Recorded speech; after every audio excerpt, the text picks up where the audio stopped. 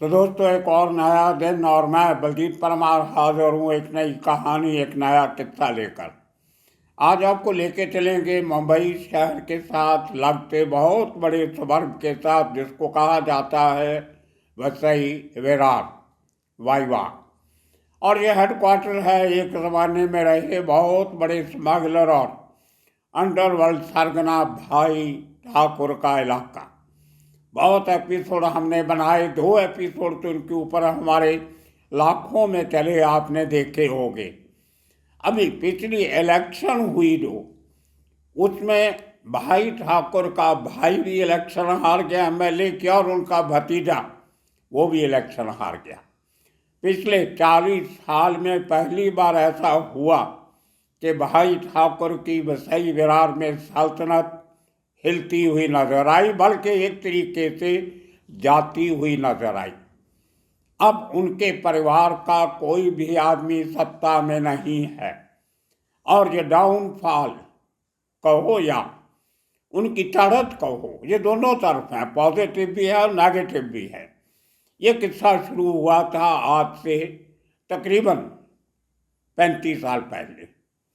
हम बात कर रहे हैं 1989 की, जब बहुत बड़ा हाई प्रोफाइल मर्डर होता है नालासपारा के एक प्लेटफॉर्म, रेलवे प्लेटफॉर्म के ऊपर।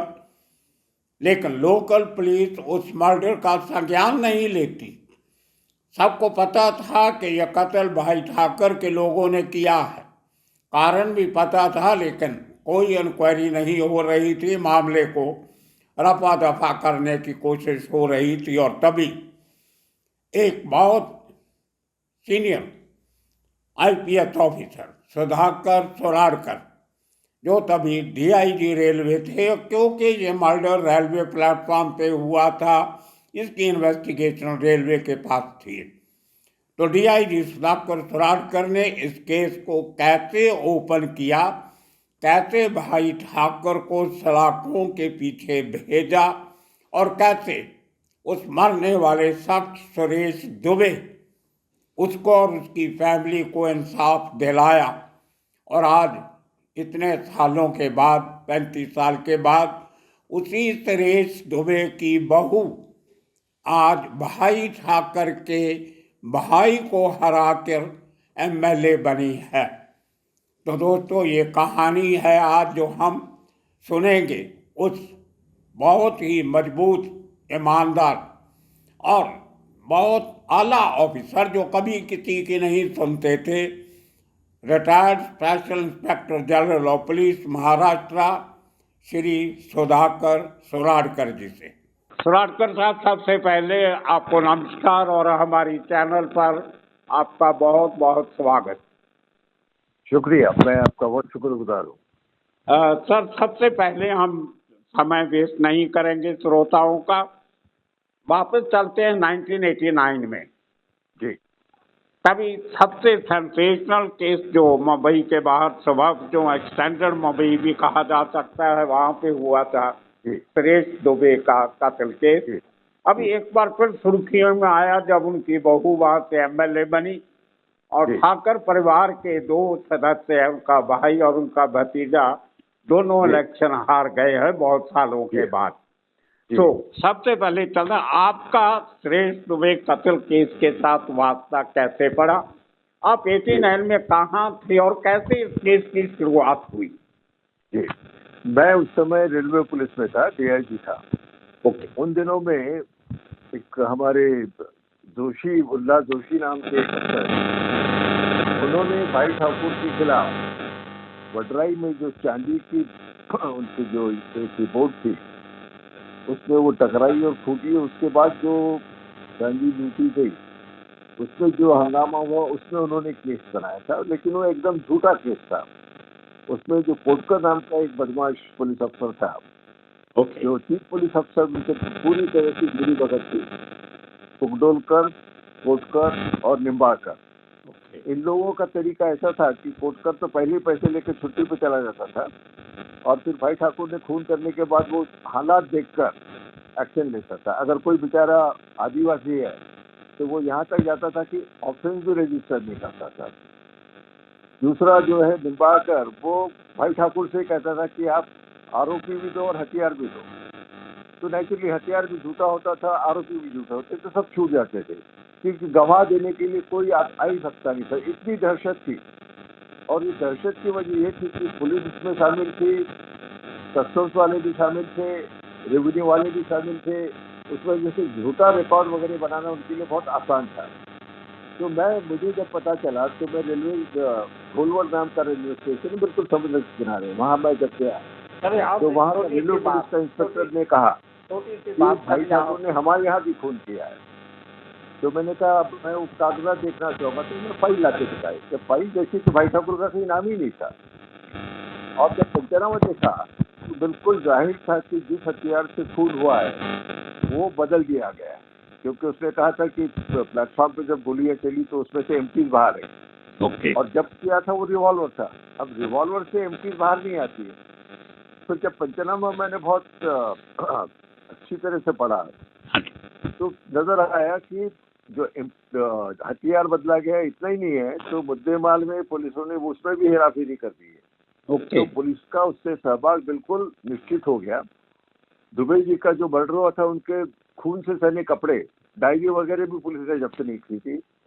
तो फिर मैंने सोचा कि इसका फिर से तहकीकात करना, इन्वेस्टिगेशन करना बहुत जरूरी है। तो मैंने उन्हें संदेशा भेजा कि आप आइए। तो उनकी बहू आई और उन्होंने मुझे सब बताया, क्योंकि दहशत इतनी थी कि कोई सामने भी नहीं आना चाहता, क्योंकि भाई ठाकुर उस समय खून, डकैती, एक्सटॉर्शन सब काफी बहुत ही दहशत थी। और पॉलिटिकल पैटर्नेज भी थी जी, पॉलिटिकल पैटर्नेज भी थी साथ में। हाँ, पॉलिटिकल पेट्रोलिंग भी थी और पुलिस और सबकी मिली भगत थी। तो जैसे हितेन ठाकुर तो एमएलए थे ना उस समय। तो एनीवे, तो पॉलिटिकल साइड में भाई ठाकुर जो है ये खुद शिवसेना से उनके बहुत करीबी संबंध थे। तो इन हालात में फिर बड़े मुश्किल से जाके वो सामने आए। सामने आने के बाद हमने भी इन्वेस्टिगेशन कराया, और मैं खास करके हमारे इंस्पेक्टर अशोक देसाई है जिन्होंने वो इन्वेस्टिगेशन बहुत ही अच्छी तरह से किया, और उनके साथ जो दो अफसर थे, टोले और ये एक नाम उनका बताता हूँ। इन तीन लोगों को खासकर मैं उल्लेख करना चाहूंगा कि इन्होंने वो हथियार भी मिलाया जिससे खून हुआ था। अब इसको कैसे हम सिद्ध करें कि उसी हथियार से खून हुआ, क्योंकि दो हथियार हो गए, एक जो पहले पुलिस ने जब्त किया था और जो हमने रिकवर किया, तो फिर दोनों को भेजा गया। कंपेयर किससे करें, तो उनके बदन से जो पोस्टमार्टम का जो गोलियां मिली थी उसको भेजा गया, और फिर रिपोर्ट आया कि जो हमने बाद में जो हथियार जब्त किया था उससे गोली चली। ओके। तो और वो जो साइंटिफिक एविडेंस था, और जो फिर हमने सब पूछा कि इसमें सवाल पहले तो ये हुआ कि सब कहते थे इसमें ताला लग ही नहीं सकता। तो मैंने कहा ताला लगता है, क्योंकि इनकी इतनी दहशत थी कि normal law of the land applicable ही होगा, उसकी एक्टिविटी को नहीं रोक सकता। और ये इसके लिए हमने फिर सब उसमें पूरा रिकॉर्ड जमा किया। जैसे कुछ लोगों का जो आदिवासी थे उनको मराठा दिखाया गया, झूठा रिकॉर्ड बनाया गया, तो उसमें मैं रेवेन्यू वाले भी शामिल थे, पुलिस वाले भी शामिल थे, कस्टम वाले भी शामिल थे। तो ये सब कैसा जो है, हालात कैसी हैं और क्यों ताला लगता है, इसके हमने केस बनाए, बिल्कुल जो हकीकत है उसके हिसाब से बनाया, और इसीलिए उसमें कन्विक्शन हुआ। और उसमें कोर्ट ने ये भी कहा, सुप्रीम कोर्ट में जब बात गई तो उन्होंने कहा कि मैंने जो इन्वेस्टिगेशन मेरे सुपरविजन में जो हुआ वो ऑनेस्ट इन्वेस्टिगेशन था, और पहले जो इन्वेस्टिगेशन हुआ वो डिसऑनेस्ट इन्वेस्टिगेशन। तो इसमें 6 लोगों को लाइफ इम्प्रिजनमेंट हुई, उन्होंने रिविजन किया, क्यूरेटिव पिटीशन किया, सब उसमें ये कर दिया गया, डिसमिस कर दिया गया, और जो सजा थी वो कायम हुई। और इसका एक और नया पहलू है, क्योंकि जब सजा हुई तो भाई ठाकुर तिहाड़ जेल में थे, तिहाड़ जेल में था, और उसका जो ये हुआ तो उसने फिर सुप्रीम कोर्ट में गया कि जो उसके अब्सेंस में जो कन्विक्शन हो वो गलत है, तब तक ताला निकल चुका था। फिर सवाल आया कि अब जो ट्रायल होनी है वो कौन से सेक्शन में होगी, तो उसमें ट्रायल हुई, और उसमें अब अपील फिर से सुप्रीम कोर्ट में पेंडिंग है भाई ठाकुर की, बाकी लोगों का तो खैर इसलिए हो गया है। तो ये बहुत ही पेचीदा केस था जिसमें सरकारी वकील हमारे खिलाफ थे। ओके। कोर्ट भी हमारे बहुत से मैंने जो लोअर कोर्ट उन्होंने जो हमारे खिलाफ ये भी किया था, स्ट्रिक्चर्स भी पास किए थे जो सुप्रीम कोर्ट ने निकाल दिए। तो इसमें सब जो मेहनत की सब मिलके हमारी टीम ने, और जैसे मैं फिर से दोबारा कहूँगी खास करके इंस्पेक्टर अशोक देसाई, उनकी सबकी मेहनत का ही नतीजा है कि इसमें हमें सफलता मिली। ये अशोक देसाई पहले बॉम्बे क्राइम ब्रांच में भी थे। जी हाँ, बॉम्बे क्राइम ब्रांच में भी थे। बहुत ही एक हाँ, बहुत डॉक्स में भी professionally very competent officer. Docs में भी काम किया उन्होंने काफी। जी हाँ, नहीं बहुत बढ़िया ऑफिसर थे। तो आपको कितना समय लगा था ये पूरी जो आपके आने के बाद FIR जो फाइनल दर्ज हुई, कितने महीने लग गए थे आपको एविडेंस इसमें इकट्ठे तो करते हुए? असल में तो काफी समय गया इसमें, क्योंकि कोशिश ये भी की गई कि इन्वेस्टिगेशन जो हमारी तरफ से निकाल कर दूसरी तरफ भेजा जाए। उसमें भी हमें पद्मनाभन नाम से हमारे जो एडिशनल जी थे, उनकी भी बहुत मदद हुई। जब उन्हें मैंने समझा के बताया और जब समझ में आया उनके, तो उन्होंने कहा कि इन्वेस्टिगेशन करना हमारी सुपरविजन में इन्वेस्टिगेशन करना ही मुनासिब होगा, ठीक होगा। तो ये तो टीम वर्क है। जहाँ तक हालांकि भाई ठाकुर को जैसे पॉलिटिकल सिपाही था, सीनियर अफसर भी कुछ लोग उसमें शामिल थे। इन सब हालात में मुझे बड़ा खुशी है कि हर लेवल पे मुझे काफी सहकार्य मिला। CM लेवल पे भी सहकार्य मिला, DC लेवल पे भी सहकार्य मिला, और सबकी वजह से ही, और जनता की बहुत सपोर्ट मिला। हाँ जी। इस सब की वजह से हम निकल पाए। और सर इसमें वो जो पहले ऑफिसर जो मिले हुए थे, जिन्होंने नकली हथियार पेश किए, गलत बयान किए, उनको कुछ सजा मिली, कोई एक्शन हुआ उनके ऊपर? उन पे एक्शन हुआ, लेकिन उसमें जो कुछ लोग थे वो तो जिसमें जो सबसे बदमाश जो है कोटकर, वो मर गया। ओके। क्योंकि उसको मैंने फिर से अलग से भी प्रोसिक्यूट किया था, और उस वजह से जहां उन्होंने राज किया वहां उसी पुलिस स्टेशन के लॉकअप में जब उसे रखा गया, तो मेरे ख्याल से वो शॉक वो नहीं सह पाया और मर गया। और बाकी कुछ जो ऑफिसर थे वो छूट गए, क्योंकि क्या है, इसमें साबित करना बहुत मुश्किल हो जाता है। और फिर हमारे ही लोग थे, कुछ लोग तो पैसे के लिए कर सकते थे, और कुछ लोग उसमें गैंग में शामिल नहीं थे, पर चलो हाथ धो लेते इसलिए पैसे मिल रहे हैं, तो उसमें वो शामिल थे। तो एनीवे, जो उसमें जो मेन गैंग है उसमें कन्विक्शन हुआ, ये बहुत अच्छी बात है। और फिर मुझे एक बार इनकी फैमिली जो है सुरेश दुबे की, मैंने उन दिनों में एक आर्टिकल किया था अपने अखबार के लिए। उन्होंने कहा था कि फराजकर सर हमारे लिए भगवान बन के आए, वो नहीं आते वो हमें कभी इंसाफ नहीं मिलता, ये बात उन्होंने कही थी जी। तो उनके साथ आपका क्या इंटरेक्शन होता था फैमिली के साथ? आपने कैसे उनको हौसला दिया, हिम्मत दी? जब वो मुझसे मिले और जब बातें हुई, तो जब उनको मुझ पर विश्वास हुआ, और जो भगवान की बात, तो मैं ये कहूँगा कि भगवान हमेशा किसी के जरिए मदद करता है। तो शायद भगवान ने मुझे उस काबिल समझा, और हम लोगों की जब बात हुई और जैसे जैसे संबंध बढ़ते गए, तो उनको पूरा विश्वास हो गया कि मैं इंसाफ के लिए बिल्कुल लड़ूंगा, और जो सच्चाई है वो सामने लाऊंगा। और ये जब विश्वास उनका मुझ पर हो गया, बिल्कुल, तो फिर और ये धीरे धीरे विश्वास सिर्फ वहीं तक सीमित नहीं रहा, आम जनता तक पहुंचा। असल में 3 साल तक तो मेरे खिलाफ बहुत प्रोपेगेंडा हुआ कि मैं भाई ठाकुर को से मिला हूँ, ऐसा हो वैसा हो, लेकिन सच जो है वो उभर कर आता है। Truth always prevail. भाई ठाकर ने कभी आपको, या उसके बंदों ने किसी के थ्रू अप्रोच नहीं किया कि गोश्त लो या कुछ, जहाँ हमारा ख्याल रखो कुछ? नहीं, क्या होता है, आपकी इमेज क्या है उस पर काफी डिपेंड करता है। बिल्कुल। कोई भी ऐसे, असल में भाई ठाकुर मेरी बहुत इज्जत करते हैं। कोर्ट में जब मैं जाता था तो वो उठकर बिल्कुल किनारे खड़े हो जाते थे, गर्दन झुका के रहते थे। तो ये है जो जब जो पुलिस अफसर ईमानदारी से काम करता है, उसके लिए क्रिमिनल्स भी उसकी बहुत इज्जत करते हैं। तो आपके सीनियर का पूरा सपोर्ट मिला आपको, या कभी किसी सीनियर ने कुछ कत्ल करने की या घूस रोक जाने की कुछ कभी कोशिश की हो? कुछ लोगों ने कोशिश की, लेकिन जब ऐसा होता है कि सच जो है ना, सच हमेशा जीतता है। और इसमें कई लोगों का साथ मिला। जैसे मैंने कहा कि पद्मनाभन साहब थे, हमारे पीएम थे, उनका भी साथ मिला। कुछ लोगों का विरोध हुआ, लेकिन मेजॉरिटी, और खासकर जब 3 साल के बाद तो पब्लिक का इतना सपोर्ट मिला कि दूध का दूध हो गया, और साबित हो गया कि भाई ठाकुर में मैं शामिल ना होके दूसरे कुछ हैं, उल्लास जोशी जैसे, कोटकर जैसे, ये लोग उनमें शामिल। ठीक है सर, ये पहला सवाल आपका हमारा खत्म होता है। अभी एक छोटी सी ब्रेक लेते हैं, फिर चलेंगे हम दूसरे पार्ट में ब्रजभूषण तक।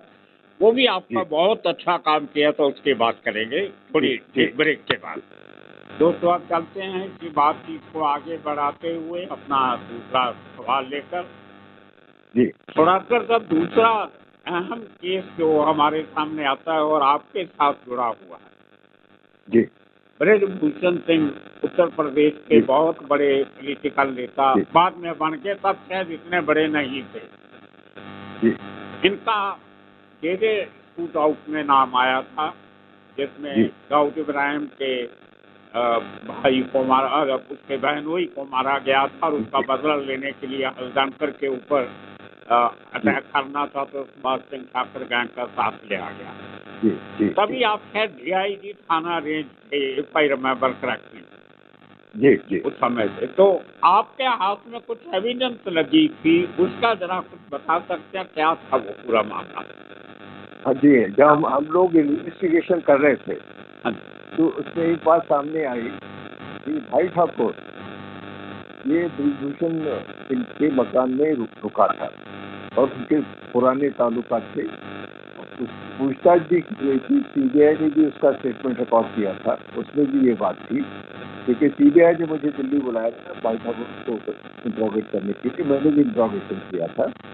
तो जब ये पता चला कि भाई ठाकुर के यहाँ रुका था और उनके पुराने ताल्लुकात थे, तो मैंने डिसाइड किया कि इसमें उन्हें आरती बनाना जरूरी है और अरेस्ट भी करना चाहिए। लेकिन ये इतना बड़ा फैसला था कि मैंने कहा मेरे लेवल पर ठीक नहीं है, तो मैं हमारे DG साहब से मिला, 12 वर्ष उनसे मिला। तो फिर उन्होंने कहा कि नहीं, आप CM साहब से मिले तो ठीक होगा।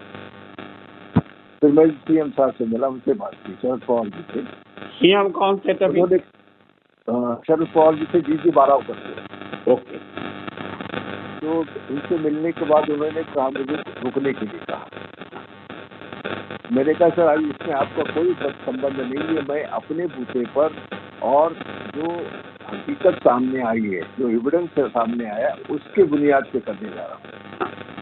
पर जब उन्होंने रुकने के लिए कहा, DG ने उनसे मिलने के लिए कहा, तो मुझे रुकना पड़ा। दुर्भाग्यवश बाद में गवर्नमेंट ही चेंज हो और मेरे पास तबादला हो गया, तो फिर वो बात वही तक रह गई, बीच में रह गया। एविडेंस क्या इकट्ठी की थी आपने? उसमें जो एविडेंस में जो स्टेटमेंट रिकॉर्ड करते हैं टाड़ा में, हाँ जी, वो एडमिसिबल होता है। ओके। और टाड़ा के स्टेटमेंट में भाई ठाकुर ने कहा था कि वो ब्रजभूषण के यहाँ रुका था, और वो पूरा हिस्सा बताता था कहाँ से कैसे संबंध है। सुभाष सिंह ठाकुर का भी उसमें नाम था। तो पूरी हकीकत उसके स्टेटमेंट में थी, जो कि कानूनन एडमिसिबल है। ओके। तो अगर तभी ये आदमी पकड़ा जाता है, सपोज लुकिंग बैकवर्ड जी, अगर ये ब्रजभूषण पकड़ा जाता, तो उसके बाद शायद इतना बड़ा पॉलिटिशियन नहीं बनता, और बाद में इतना जो ये अभी स्पोर्ट्स पर्सन को लेके, रेसलर्स को लेके इतनी कंट्रोवर्सी हुई, वो शायद नहीं बन पाता। तब ये ब्रेक लग जाती, सजा हो जाती, इलेक्शन नहीं लड़ सकता। जब क्रिमिनल धीरे धीरे बढ़ता है, तो कोई भी, जहाँ तक पुलिस उसमें जब तक शामिल नहीं होती या उसके उस पर वो ये नहीं इग्नोर नहीं करती, जब तक कोई पॉलिटिशियन साथ नहीं होता, तब तक नहीं बढ़ पाता। भाई ठाकुर को ले लीजिए, दाऊद को ले लीजिए, अब मुझे नाम बताने की जरूरत नहीं, सब लोग जानते हैं उससे कौन कौन थे, कौन कौन पुलिस वाले थे, कौन कौन पॉलिटिशियन थे। तो अगर एक्शन समय पे हो जाए तो वो नहीं बढ़ पाते, दे कैनॉट प्रोग्रेस। तो ये तो हकीकत है, ये सही क्रिमिनल्स के बारे में कि अगर समय पर एक्शन हो जाए तो वो बड़े नहीं बन सकते। बिल्कुल। तो ये कभी इससे बातचीत हुई थी आपकी, कभी इन्वेस्टिगेशन के दौरान बुलाया था ब्रिजभूषण को कभी, ना भाई ठाकुर को, उनकी स्टेटमेंट वगैरह रिकॉर्ड की थी कुछ आपने? हाँ, भाई ठाकुर को मैं इंट्रोगेशन करने दिल्ली गया था, सीबीआई ने मुझे बुलाया था। Okay okay. अभी तीसरा आपका अपने कैरियर का कोई बहुत इंटरेस्टिंग केस जो आप बताना चाहें हमारे सुनने वालों को, जहाँ जहाँ पर औरंगाबाद भी आपने काम किया और बहुत सारी जगह पे काम किया, केस तो बहुत जी साल किए होंगे, कि और जी, इस किस्म का कोई इंटरेस्टिंग केस जो आपको बहुत अच्छा लगता है अपने करियर के दौरान का, उसके बारे में बताइए। मैं 2-3 केस में बताऊंगा। एक तो मैं जब सर्विस की शुरुआत में आया हाँ जी। तो मुझे एक फर्टिलाइजर स्मगलर ने ब्राइब करने की कोशिश की, ओके तो उसको मैंने ट्रैप कराया और ये केस सुप्रीम कोर्ट तक गया और सुप्रीम कोर्ट ने भी मेरी बहुत तारीफ की। ओके। दूसरी एक केस मैं बताना चाहूंगा, जो पुलिस आंदोलन हुआ था, एजिटेशन हुआ था। हाँ जी। उस समय सब जो हमारे आर्मरी है उसका सबका जो ये है वो सब जो है पैरामिलिट्री फोर्सेस को दी गई थी। मैंने कहा कि नहीं, ये मेरी याद में संभाले। हाँ, वो तो जो उस समय मैंने मुंबई में जो पुलिस वालों ने म्यूटनी की थी एक बार। जी हाँ, जी हाँ, जी हाँ। ओके तो उस समय मैं पूना में था। ओके। पूना में जाटक नाम का एक जो अध्यक्ष था हाँ, डिस्ट्रिक्ट पुलिस एसोसिएशन का, ओके उसको मैंने अरेस्ट किया ओके। और पुलिस कांस्टेबल के इसमें पोजीशन में उसको जेल भेजा। हाँ आप समझ सकते हैं कि पुलिस के लीडर को हाँ जी। अरेस्ट करके कांस्टेबल के ही हाथों जेल में भेजना कितना मुश्किल काम है। हाँ जी। जब तक पुलिस के दिल में आपके लिए इज्जत नहीं, ये नहीं हो सकता। हाँ जी। और उसको मैंने आर्टिकल 311 के तहत डिसमिस भी कर दिया। मेरे दोनों ऑर्डर्स जो है वो सुप्रीम कोर्ट तक भी कायम रहे। मैं इस समय ये कहना चाहूंगा कि आज बहुत जरूरी है कि पुलिस अपना एसोसिएशन कानून के दायरे में बनाए। बिल्कुल पुलिस के लिए सबसे बड़ी बात है दो, एक तो डिसिप्लिन, दूसरा कानून। तुम्हें जो भी करना है ये दायरे में करना है। आज जो पुलिस की बुरी हालत है और लोग कई सीनियर अफसर चाहते नहीं कि पुलिस का एसोसिएशन हो। मैं चाहता हूं कि पुलिस का एसोसिएशन ओके। और अच्छे कानून से चलने वाले, कानून का पालन करने वाले, डिसिप्लिन पुलिस वाले इसका नेतृत्व करें, क्योंकि नेता पे बहुत डिपेंड करता है। उस समय जो हुआ, उस समय जो मोहिते नाम का एक बॉम्बे में था, लाल मर्सिडीज में घूमता था। भोसले भोसले बाद में स्मगलर बन गया पता था। होगा, कहने का बताने की जरूरत नहीं है। हाँ तो मैं चाहता हूँ कि पुलिस की इज्जत बढ़े, जी। और पुलिस से मेरा मतलब है कांस्टेबल। डीपी को तो सब इज्जत देते हैं, डीपी को तो सब इज्जत देते हैं। कांस्टेबल की इज्जत बढ़े और कांस्टेबल बहुत प्रभावी काम कर पाए, ये जिस दिन होगा उसे बहुत खुशी होगी। इनके लिए आप कुछ सजेशन करना चाहेंगे? आपकी बातचीत होती है कांस्टेबल से, आपके पुराने बहुत लोग जानते होंगे कि कुछ हाँ, अभी मुझे बहुत दुख होता है कि आज का जो कांस्टेबल है वो ना तो डिसिप्लिन भी बिगड़ चुका है, और कानून की पढ़ाई के बारे में तो बस क्या कहना, कुछ कहना मुश्किल है।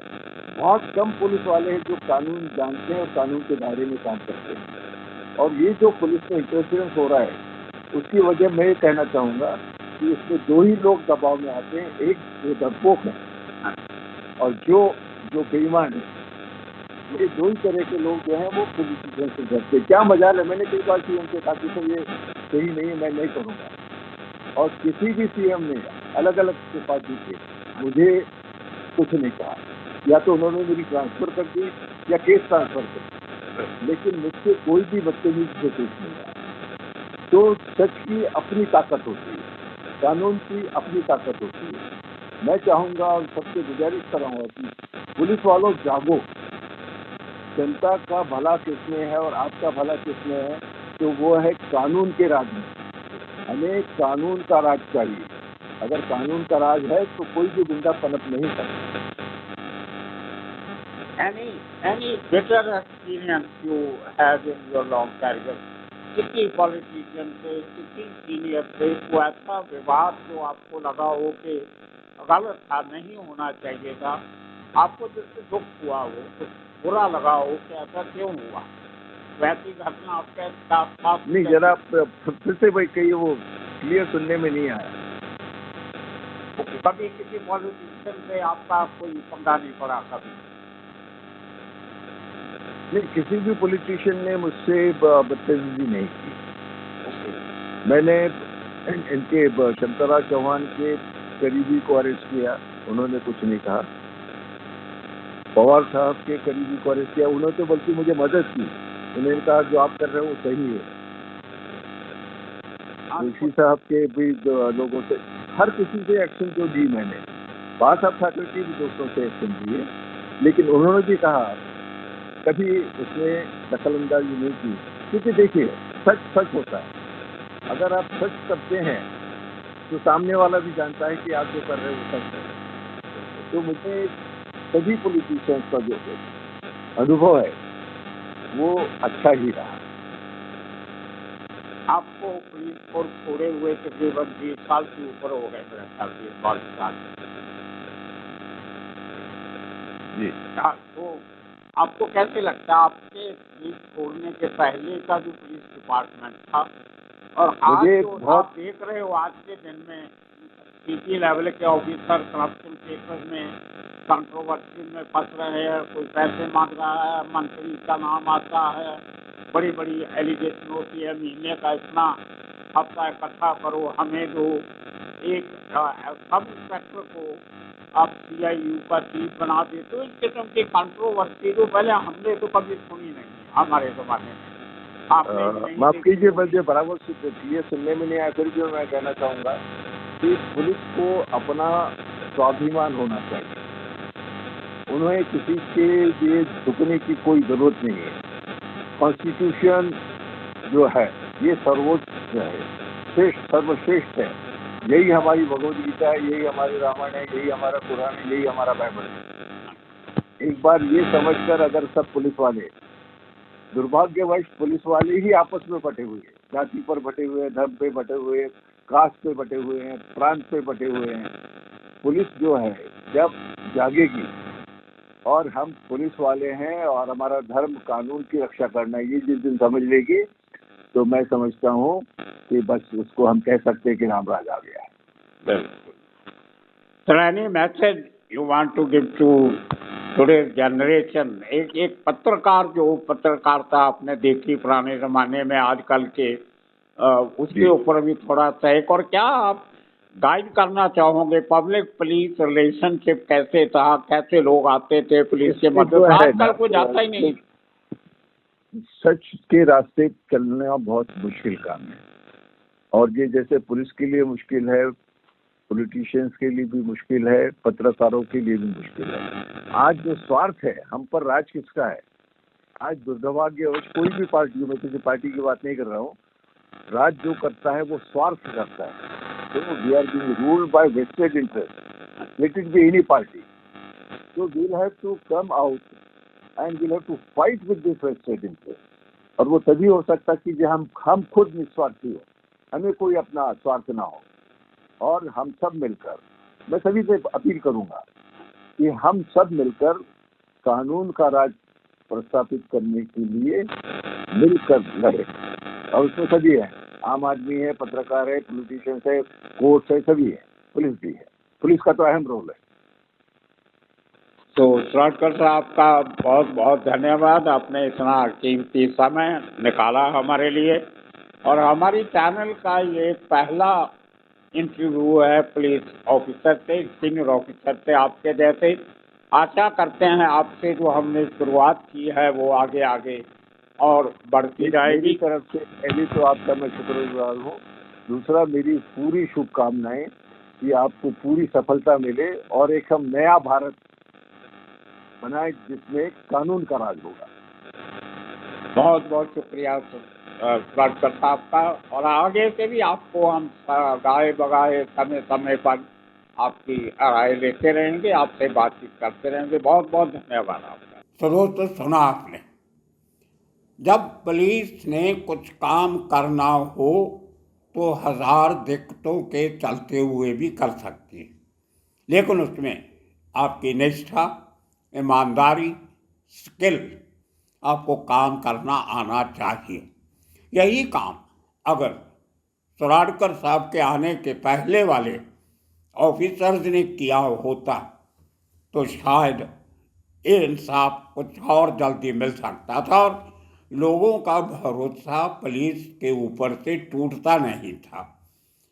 सराडकर साहब की सबसे बड़ी जो कंट्रीब्यूशन है वो इस केस को सुलझाने में नहीं हुई, वो ये थी कि उन्होंने एक बार फिर लोगों के दिलों में, मन में पुलिस का भरोसा, हौसला जगाने के बाद मजबूत किया। जैसे आपने सुना, उन्होंने कहा कि अगर आप ईमानदारी से अपना काम करो, आपको कोई रोक नहीं सकता। और जब इन्होंने ये केस सॉल्व किया था तब ये बड़े बड़े राजनेता जो थे, मुंबई के, महाराष्ट्र के मुख्यमंत्री, होम मिनिस्टर, वो सब भाई ठाकर के करीबी थे। और उस ज़माने में ये काम करना बहुत मुश्किल था, लेकिन एक बड़ी आला ऑफिसर ने वो काम करके दिखा दिया। आप सबका और सराडकर साहब का बहुत बहुत धन्यवाद। आने वाले दिनों में इसी किस्म के कितने कहानियाँ लेकर फिर हाजिर होंगे। तब तक के लिए आप सबका बहुत बहुत शुक्रिया, धन्यवाद।